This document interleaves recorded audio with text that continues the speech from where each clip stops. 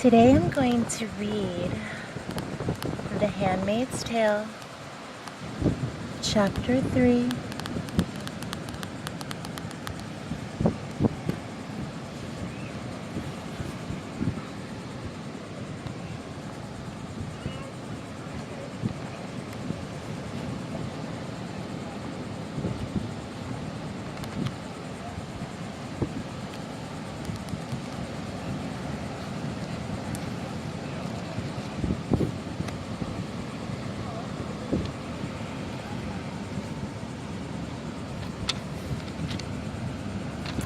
I go out back by the garden door into the garden, which is large and tidy. A lawn in the middle, a willow, weeping catkins around the edges, the flower borders in which the daffodils are now fading, and the tulips opening their cups, spilling out color. The tulips are red, a darker crimson towards the stem, as if they have been cut and are beginning to heal. The garden is the domain of the commander's wife. Looking out through my shatterproof window, I've often seen her in it, her knees on a cushion, a light blue veil thrown over her wide gardening hat, a basket at her side with shears and pieces of string for tying the flowers into place.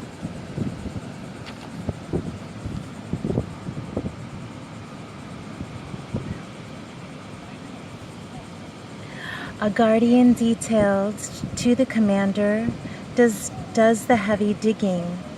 The commander's wife directs, pointing her stick. Many of the wives have such gardens.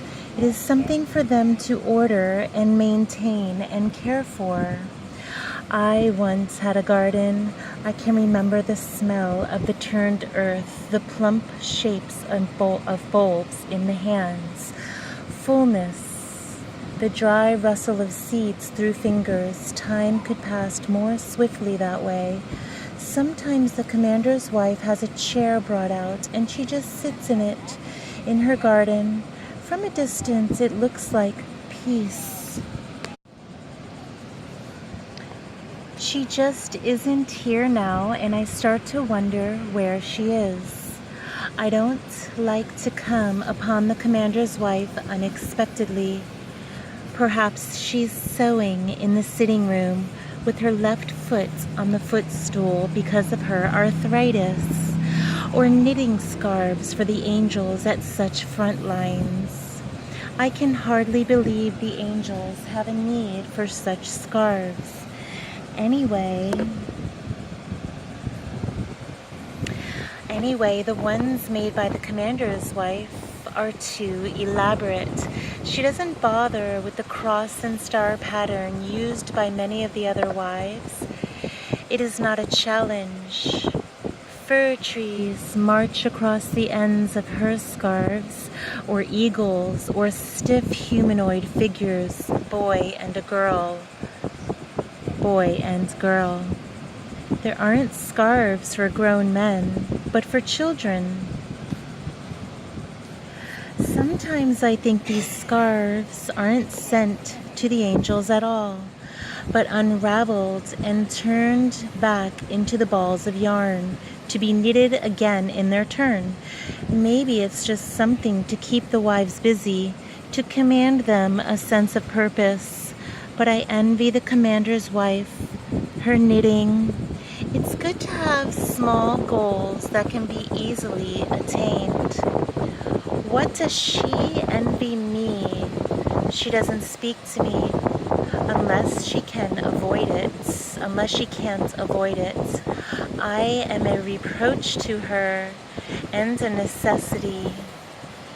We stood face for face for the first time 5 weeks ago when I arrived at this posting. The guardian from the previous posting brought me to the front door. On the first days, we were permitted in front of the doors, but after that, we were supposed to use the back. Things haven't settled down. It's too soon. Everyone is unsure about our exact status. After a while, it will be either all front doors or all back.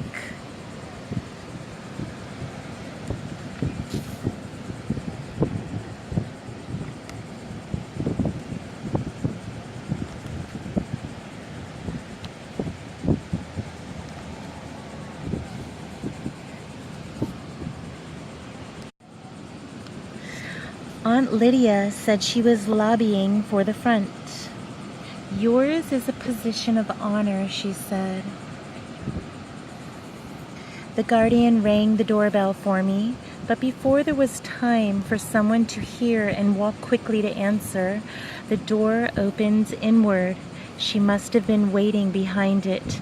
I was expecting a Martha, but it was her instead, in her long powder blue robe, unmistakable. "So you're the new one," she said. She didn't step aside to let me in. She just stood there in the doorway, blocking the entrance.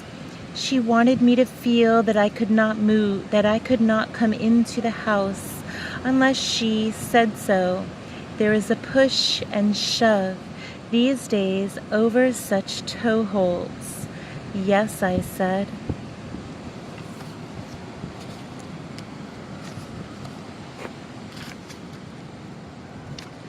"Leave it on the porch," she said to this guardian who was carrying my bag. The bag was red vinyl, not large. There was another bag with the winter cloak and heavier dress, but that would be coming later. The guardian set down the bag and saluted her. Then I could hear his footsteps behind me, going back down the walk, and the click of the front gate. I felt as if a protective arm were being withdrawn. The threshold of a new house is a lonely place. She waited until the car started up and pulled away. I wasn't looking at her face, but at the part of her I could see with my head lowered. Her blue waist thickened, her left hand on the ivory head of her cane, the large diamonds on the ring finger, which must once have been fine and still finely kept, the fingernail at the end of the knuckly finger, filed to a gentle curving point. It was like an ironic smile on that finger.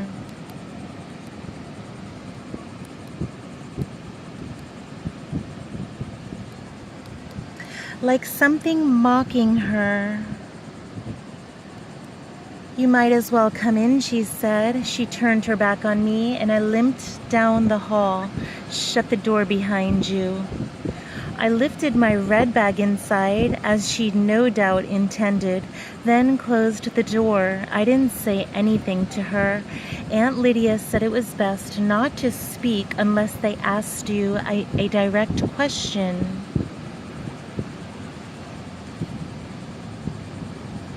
"Try to think of it from their point of view," she said, her hands clasped and wrung together, her nervous, pleading smile. "It isn't easy for them."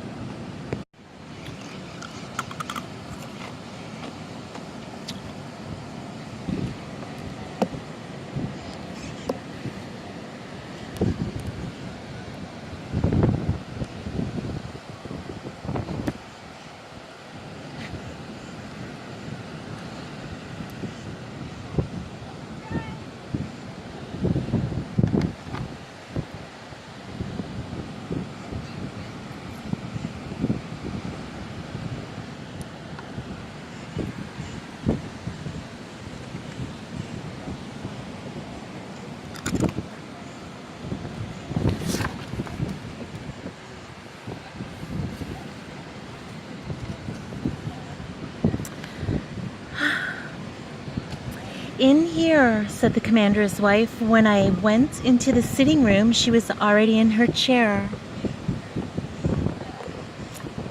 her left foot on the footstool with its petite point cushion, roses in a basket. Her knitting was on the floor besides the chair, the needles stuck through it. I stood in front of her, hands folded, so she said she'd had a cigarette, and put it between her lips and gripped it there while she lit it. Her lips were thin, held that way with the small vertical lines around them you used to see in the advertisements for lip cosmetics. The lighter was ivory colored. The cigarettes must have come from the black market, I thought, and this gave me hope even now that there is no real money anymore. There's still a black market. There's always a black market. There's always something that can be exchanged. She then was a woman who might bend the rules, but what did I have to trade? I looked at the cigarette with longing. For me, like liquor and coffee, they are forbidden. So old what's-his-face didn't work out, she said.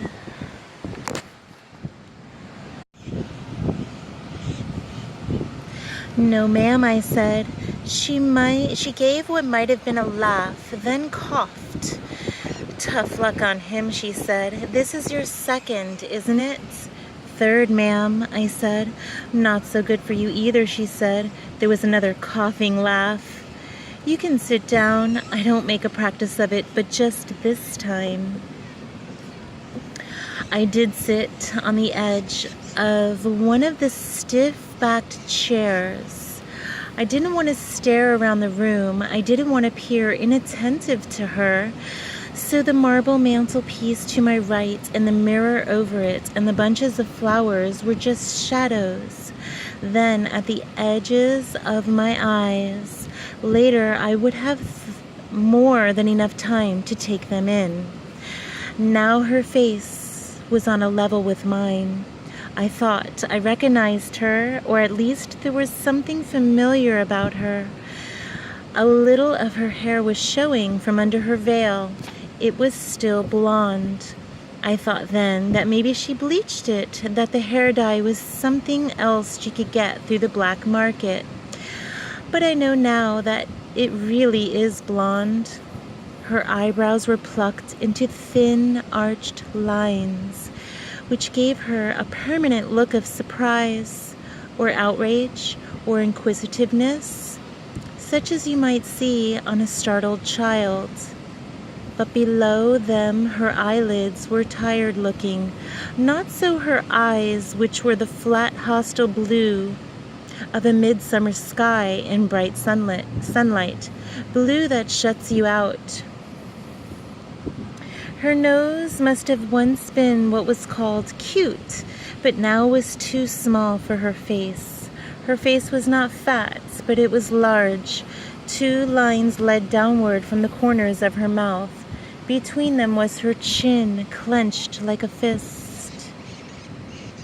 I want to see as little of you as possible, she said. I expect you feel the same about me. I didn't answer, as a yes would have been insulting and a no contradictory. I know you're not stupid, she went on. She inhaled, blew out the smoke. I've read your file. As far as I'm concerned, this is like a business transaction. But if I get trouble, I'll give trouble back. You understand? Yes, ma'am, I said. Don't call me ma'am, she said irritably. You're not a Martha. I didn't ask what I was supposed to call her because I couldn't see that she'd hoped I would never have the occasion to call her anything.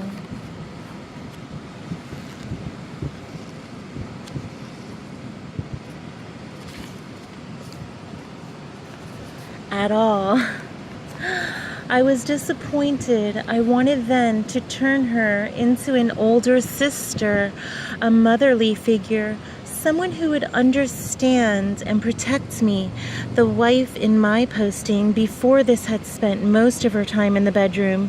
The Martha said she drank. I wanted this one to be different. I wanted to think I would have liked her in another time and place, another life. but I could already see that I wouldn't have liked her, nor she me. She put her cigarette out, half-smoked, in a little scrolled ashtray on the lamp table beside her. She did this decisively, one jab, one grind, not the series of gentle taps favored by many of the wives. As for my husband, she said, he's just that, my husband. I want this to be perfectly clear. Till death do us part. It is final. Yes, ma'am, I said, again forgetting. They used to have dolls for little girls that would talk if you pulled a string on the back. I thought I was sounding like that, voice of a monotone, voice of a doll. She probably longed to slap my face. They can hit us, there's scriptural precedent, but not with any implement, only with their hands. The first time was on television when I was 8 or 9. It was when my mother was sleeping in on Sunday morning, and I would get up early and go to the television set in my mother's study and flip through the channels looking for cartoons. Sometimes when I couldn't find any, I would watch the Growing Spells Gospel Hour, where they would sell Bible stories for children and sing hymns. One of the women called Serena Joy. She was the lead soprano, which she'd turn upwards during hymns. She could smile and cry at the same time, one tear or two sliding gracefully down her cheek, as if on cue, as her voice lifted through its highest notes, tremulous, effortless. It was after that she went on to other things. The woman sitting in front of me was Serena Joy, or had been once. So it was worse than I thought.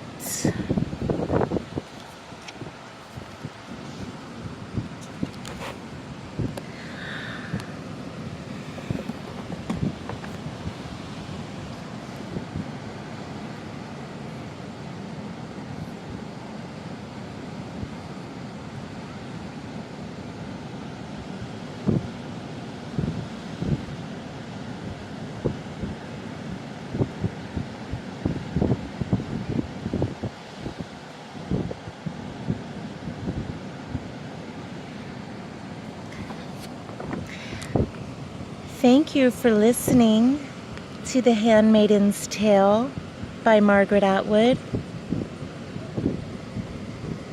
Stay tuned for Chapter 4. Sweet dreams.